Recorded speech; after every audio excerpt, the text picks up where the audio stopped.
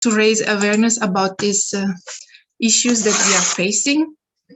Because as all you know, it's not just that women have to do something. We all have to do something all together. I think the family is definitely one of the biggest issues in terms of rights between men and women, because it has to do a lot also with the time that each gender passes with a child, in the case of a newborn. And even I think, for instance, in Portugal, I think is even shorter for men is ridiculous. So I think makes no sense. It needs to be equal time that you spend with your newborn, and from there, then maybe we can talk about equal rights in terms of labor and in terms of working. Until there, I don't think it makes sense. And I think this is a critical point when it comes to selecting for a job position, definitely.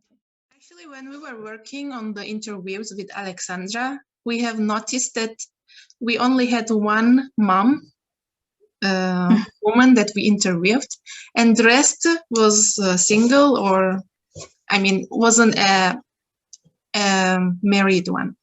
And what we noticed was strange, because, for instance, Faranak was the mom, and she never mentioned anything about being a mom, or being a mom that is influencing her career or other things.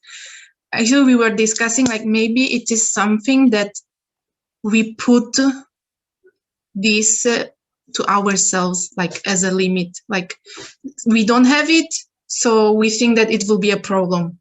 But actually, from other point, when we have it, we can also manage both things. I don't know if Faranak wants to add something to this, because I remember our discussion, like, she was very happy for both being a mom and researcher.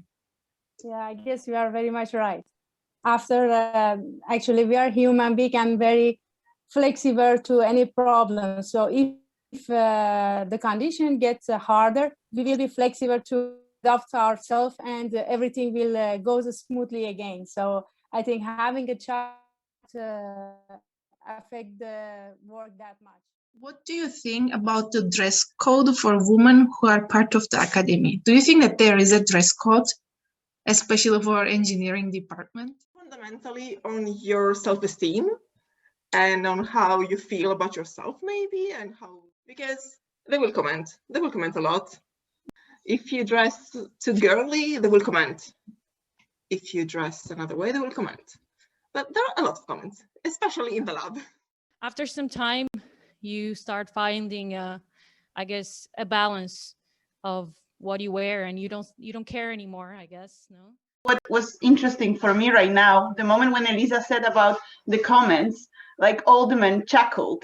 And it's interesting, like, so for me, it's like, are you aware that, those comments happen? So, like, is this something that men, being aware of this, do you accept? Or it's like you would say to another person, like, okay, dude, come on, just avoid, like, commenting or avoid talking about this. Like, the moment when I think men as well should not only be aware, but maybe do something about this, or at least, I don't know, just be like, dude, come on. Or does any man want to say anything? Because that particular chuckle was interesting, and it happened all over the the male part. I think it's not just men, but because sometimes as women we also do the same to other women. So I think it's more related with the, thinking or mentality. Once I was accepted, like, one of the guys, they would comment with me about how other women were dressing, like, about how they were dressed. Yes, they would comment with me because now I'm one of the guys, right? Yeah, that's another point. You are one of us. So we can. I'm one of the guys, so they will comment, and they will make sexist comments sometimes. Most common one is that maybe you cannot carry weight, maybe you cannot do certain things that men can do. My professor was saying, it's better if you go to academia because you are a woman, you will have a family in the future, so It's more easy for you to organize things if you go academia. How much, in your opinion, this issue changed through the years? Because you have the whole picture. We can just predict, but you have the past picture, no? I am totally sure that in the next years, what we are now discussing will be okay. It continues to be important, but the difference will be much smaller. This is my opinion.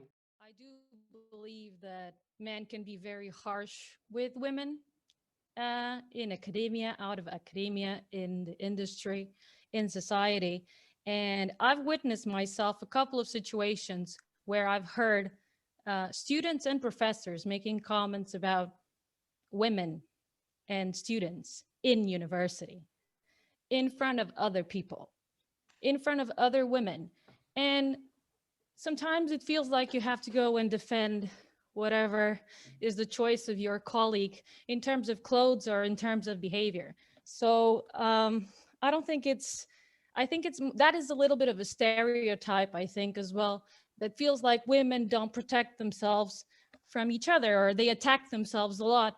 And I do feel that I think most of the times we're past that point, because I had disagreements with colleagues at university, but mostly because we disagree professionally or technically about something, but never in the terms of feeling that they were commenting my behavior or my clothes or whatever it was.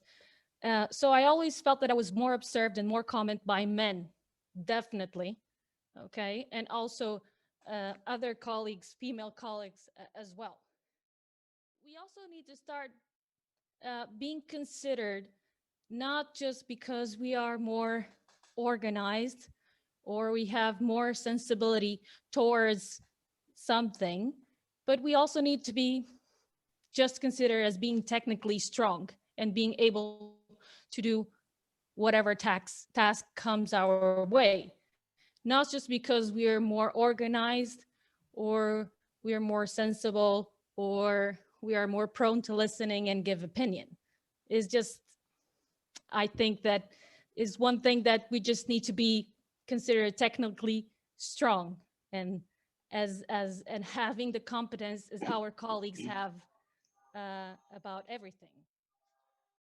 It's up to women to educate, right? We're supposed to educate other women. I mean, to talk about the fact about the comments, and it's up to women to educate. So we as women are only responsible to tell other people how not to behave or how to have like more empathy to to their behavior. So it's, again, it sounds, I mean, this is how I understood that it's up to us. Like, we have to fight, we have to educate. So it means that we have to educate our children, our like boys. So it's, again, like putting all the responsibility to women. And so men will not educate themselves between each other, right? So again, like somehow talking, like, I don't know, pointing some stuff to other men. No, it has to be a woman who has to comment, like, who has to say that, like, either something is wrong or something is bad. I mean, this is how I understood about that. Maybe it wasn't. So I think my issue is that not men talking about women issues. It's like it's men, like between men pointing those problems. In the quiz, you have 15 questions. And for each question, you have 30 seconds. Quiz is about the numbers about women.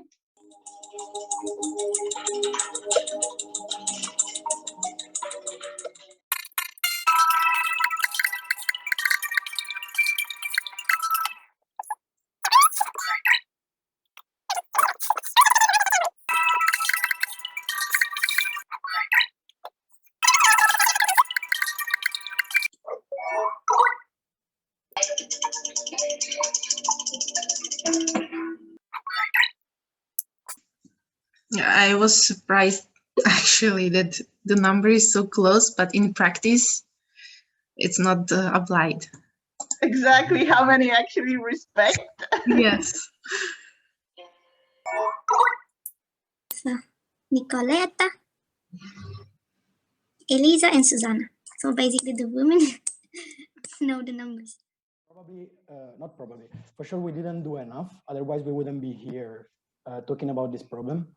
And I think it's also very important that we become aware of this situation. It's very important that we talk about this situation. It's very important that we have an insight from you women in academia and industry, because we are strongly biased, consciously, unconsciously. Sometimes we don't even realize. Sometimes we say things or we do things without thinking about it too much. And this is clearly a problem. So it's important that we sit and listen your stories. We got your insight. We realize that you had to deal with an environment that sometimes doesn't allow you to be who you are, or is extremely judgy, or it's extremely I don't know, complex, something that usually we don't experience in our life. So unfortunately I have to answer to Alexandra saying that maybe I didn't do enough, and this is why I believe that these events are very important. I should also to indicate that it is really a pleasure. So I'm very proud that this initiative came from the students that are part of the PhD group, of the PhD course, to verify how we can implement in our day by day, even in the PhD course. We face these gender biases or biases in general. They are usually implemented for the employers, but actually we need something more so that we can apply this to in real life, which will be much more effective. First question is how to attract and retain women in engineering. It can be something social since the beginning of our lives. Mm-hmm. Something that you buy things for kids to play with, construction things and play football, and for women is like something related with nursery or medical or taking care of babies and this kind of things. So it starts really in the beginning of our lives. The other thing to retain and more to retain women in engineering and is the behave of our behave as human beings, not as men or women, is like to respect everybody. Accept also biology in a way of like men go, I mean, more men will choose engineering and technical subjects because they're more aim oriented. I mean, it's simple biology. I understand, I'm still talking on the average. I understand that more women are more, I mean, masculine or men are more feminine. But Sweden is set as an example of the country that is that island that there is no inequality in kindergarten, primary, secondary, high school. So it's set as a perfect example of a country that, you know, there is so much equality that men and women can do whatever they want. And statistically, men are going for more technical subjects and women choose more caring subjects. I can give you an example. I think the point is like also Susanna was saying in her interview, and one of the question of the quiz was also like girls start to believe at the age of 6, or they start to decide like engineering is mainly for men. Right? Problem is in the books usually like whoever represents the, let's say, engineer, they are usually men. They don't put women. Creativity also push the women to enjoy being an engineer. We are not like women present probably are not the best example to reply to this question, because we definitely got attracted and retained in engineering. So, so we kind of like, so we might know what attracted us. I do believe as well that culture has a big role on this, and the fact that we don't see a lot of engineering role models being depicted on movies or other kind of, or even books of stories, it kind of influences you to choose other paths where you can actually be also creative.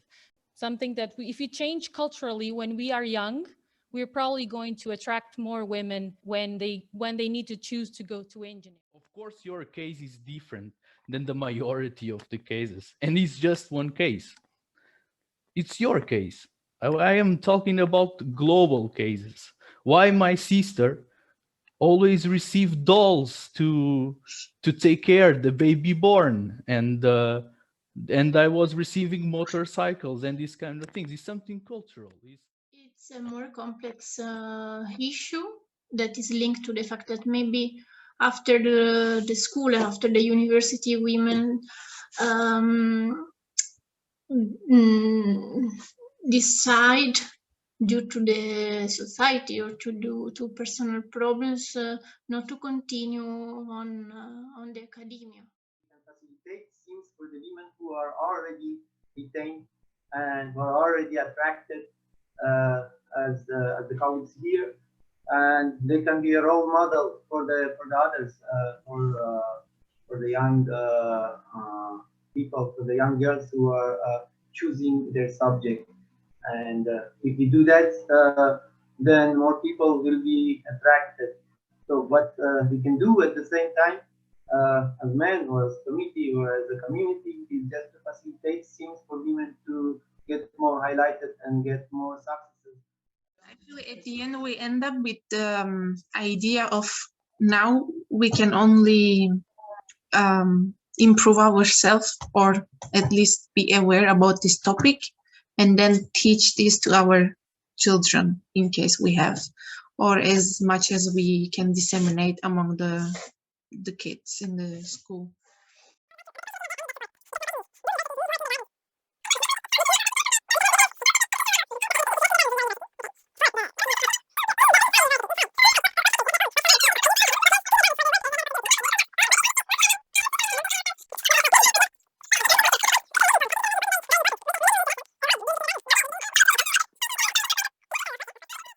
Ideally, we should have a representation of both sex in all professions.